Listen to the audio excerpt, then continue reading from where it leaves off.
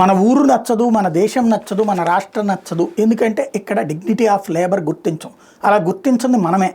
మన పిల్లలు విదేశాలకు వెళ్ళి రోటీ సెంటర్లో పనిచేసినా పర్లేదు, హోటల్లో చెఫ్గా పనిచేసినా పర్లేదు, ప్లేట్లు కడిగినా పర్వాలేదు.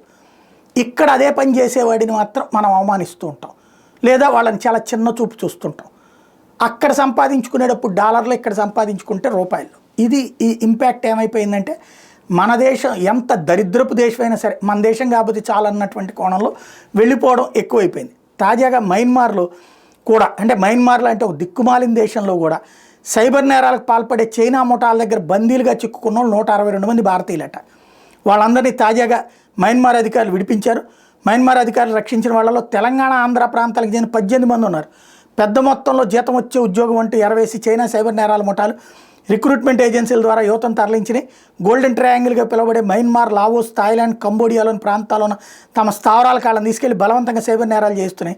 గోల్డెన్ ట్రయాంగిల్ ప్రాంతాల్లో 1000 మందికి పైగా భారతీయ యువకులు బందీలుగా ఉన్నటువంటి నేపథ్యంలో ముఠా దగ్గర బందీగా ఉన్న కరీంనగర్ జిల్లా రంగాపేటకు చెందిన కొక్కిరాల మధుకర్ రెడ్డి తమను రక్షించాలంటే ఇటీవల తన కుటుంబ సభ్యులకు అతి కష్టం మీద ఆడియో సందేశం పంపాడు.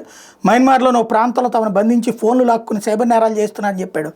తామున్న ప్రాంతానికి సంబంధించిన లొకేషన్ కూడా షేర్ చేసి తమను విడిపించేందుకు ప్రయత్నించాలని కోరాడు. అతని కుటుంబ సభ్యులు అధికారులను సంప్రదిస్తే విదేశీ వ్యవహారాల శాఖ అప్రమత్తమైంది. భారత ఎంబసీ వినతితో స్పందించిన మయన్మార్ అధికారులు మయన్మార్లోని మైవాడి, మయ్యింగ్ ప్రాంతాల సోదాలు చేసి 162 మందిని విడిపించారు.